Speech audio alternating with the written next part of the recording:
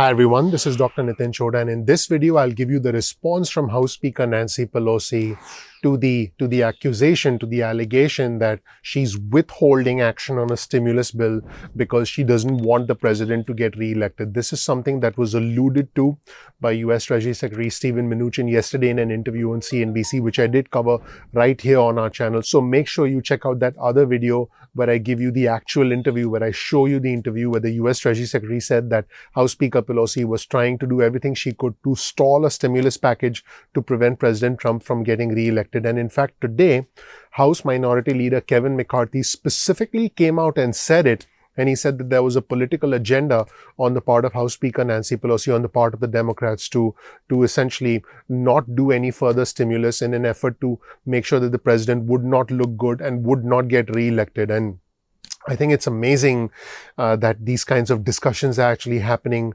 out in the open, out in public view. And that, unfortunately, is the state of the discourse in our country. Let's roll the tape and see exactly what House Minority Leader Kevin McCarthy had to say. Let's watch this. Nancy Pelosi believes that if she makes it tougher, it's harder for President Trump to get reelected. Her own members are upset because they are going to get sacrificed in this election. They are getting beat up back home. That's why they're willing to offer their own bill. And Nancy Pelosi is saying, it's okay if you lose as long as we're able to defeat the president. That is all wrong. So that was House Minority Leader Kevin McCarthy. It's just incredible what he said. He said that when he was speaking about House Speaker Nancy Pelosi, she believes that if she makes it tougher, it's going to be harder for President Trump to get re-elected. He also said that, I quote, her members are upset that they're going to get sacrificed in this election. And Nancy Pelosi is saying it's okay if you lose as long as you can defeat the president. Wow, I'm even surprised that I'm reporting information like this. But anyway, House Speaker Nancy Pelosi was interviewed on CNBC this morning and was asked to react to this comment from House Minority Leader. And she said, and I quote, "I won't stoop to respond to this kind of comment." She said, "We have had a disagreement on crushing the pandemic." She talked about the importance of testing and treating, and she said that was not a priority for the administration. She said the administration does not want to help state and local governments because keep in mind, this channel, for me, it's not about the red or the blue. It's about the red, white and blue. I'm not Democrat. I'm not Republican. I'm American. And I'm going to report both sides. And I had anticipated that House Speaker Pelosi would respond as she did. She continued and she said, "We have to help teachers and our children because state and local governments need money to fund education." And she is right, because all the money for K through 12 education comes from state and local governments. The federal government gets money and spends money in a certain way. I have done another video on how the federal government gets money and spends money, so definitely make sure you check it out. And I have also done another video where I talked about how the states get money and how the states spend money. So House Speaker Nancy Pelosi is correct. A majority of the funds that state governments bring in, they spend on K through 12 education. So that is correct. So she said we have to help the hungry and individuals who are on the verge of eviction. And and I quote, "If we look to science and fairness, we can get the job done working together." That was a response from House Speaker Nancy Pelosi. As you can see, there are ideological and political differences. And I have done another video on my channel where I talked about the intense personality clash between the House Speaker Nancy Pelosi and President Trump, which is not helping this situation. This is an ideological problem. This is a political gridlock. And this is a clash of personalities as well between the top Democrat and between the President of the United States. Let's roll the tape and see exactly what House Speaker Nancy Pelosi had to say. Well, you know, I wouldn't stoop to the level of responding to silliness. It has no idea. I just got off a call with my colleagues. We are committed to staying here until we have an agreement that meets the needs of the American people. We're optimistic that the White House, at least, will understand that we have to do some things. We have had a disagreement on crushing the virus, and that's a very important part of the HEROES Act: testing, tracing, treatment, mask wearing, ventilation, distancing, and the rest. That's really so.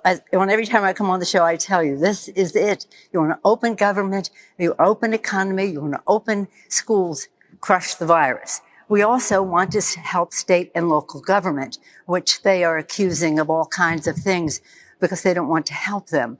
But we have to, because it's about jobs, and the fiscal soundness of state and local government is very important to the fiscal soundness of our country. And it's about meeting the needs of people, our heroes, hence the name.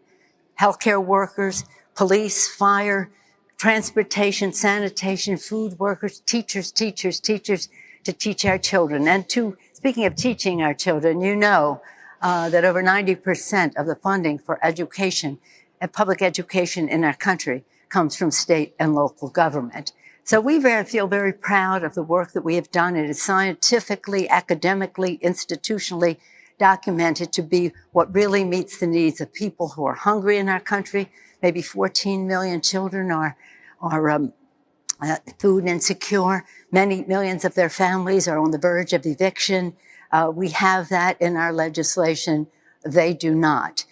So this isn't about the president. It's about meeting the needs of the American people. And I'm very proud of the work that my caucus has done in promoting this and addressing the disparities and how if you're African American, you're many more times likely to go to the hospital with this.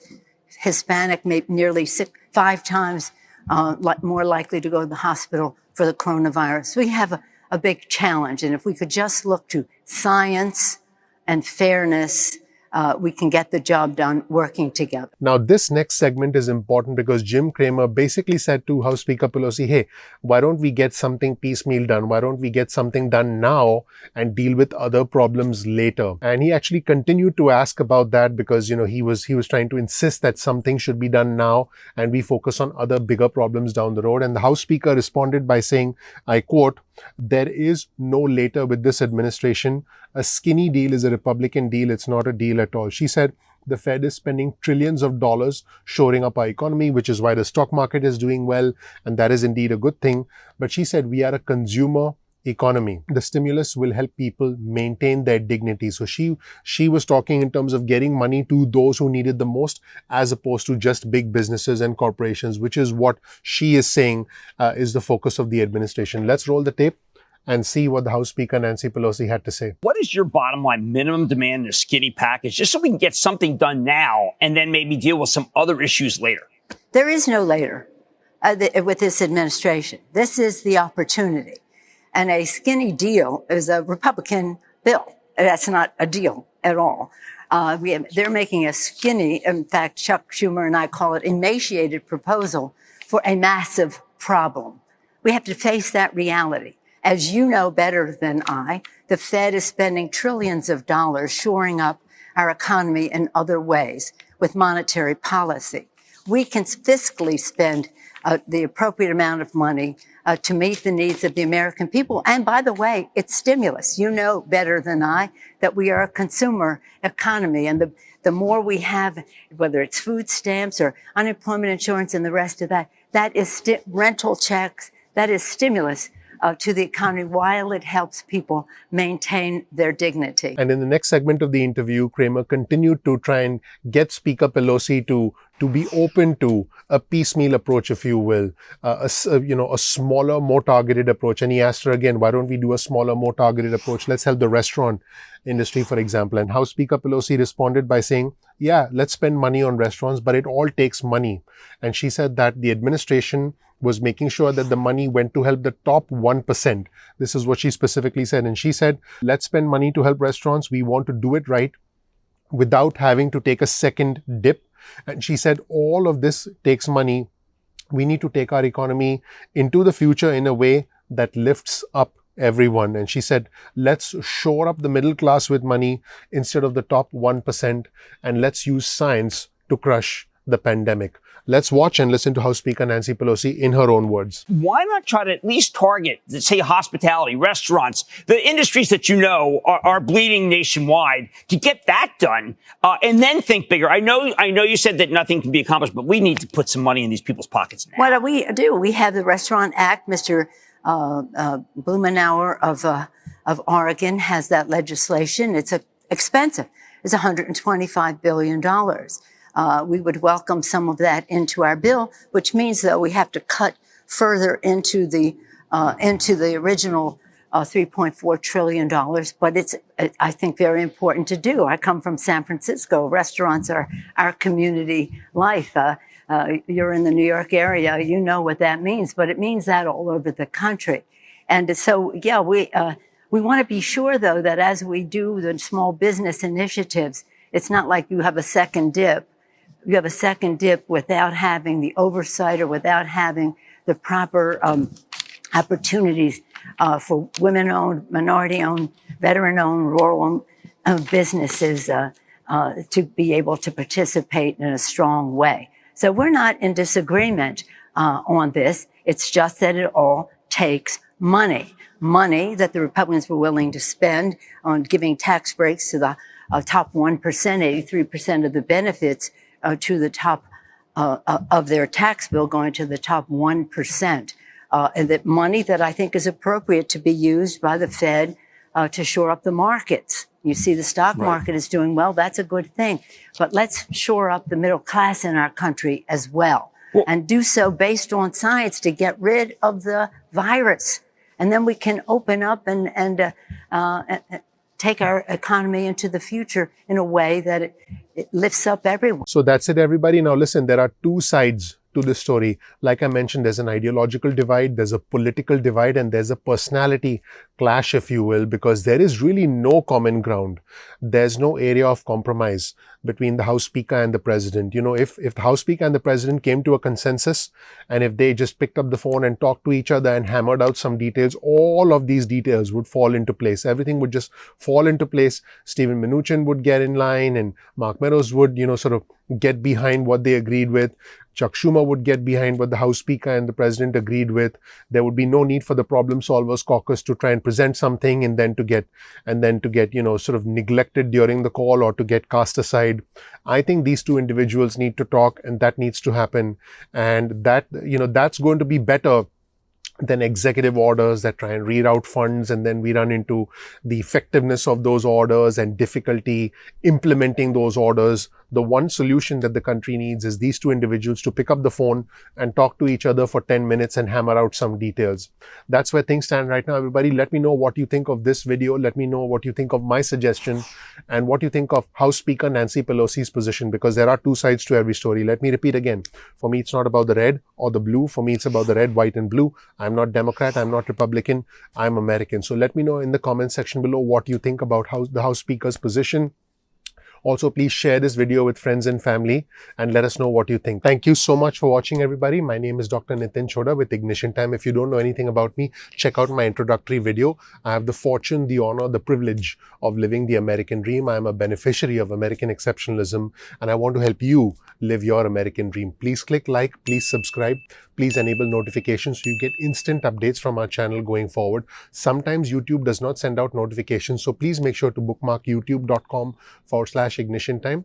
Once again, that's youtube.com/Ignition Time, so that you can visit our channel at your convenience and never miss a single video. Follow us on Instagram. Our Instagram handle is ignition_time. That's ignition_time.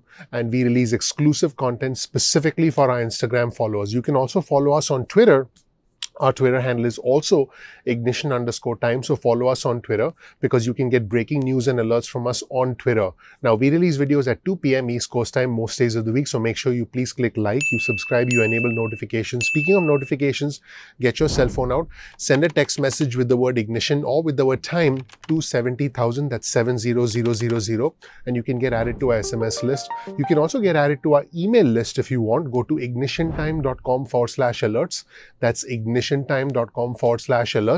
and then you can get added to our email list. You can opt out of our email list or our SMS list at any time that you want. Thank you so much for watching. Again, please click like, please subscribe, please enable notifications, because that is your vote of confidence in me, in my team, and all the hard work that we do to put together this exclusive content specifically for our viewers and subscribers. So if you do that, it helps out the YouTube algorithm, it helps us, and it is your vote of confidence in us. Thank you so much. I'll see you soon. Bye.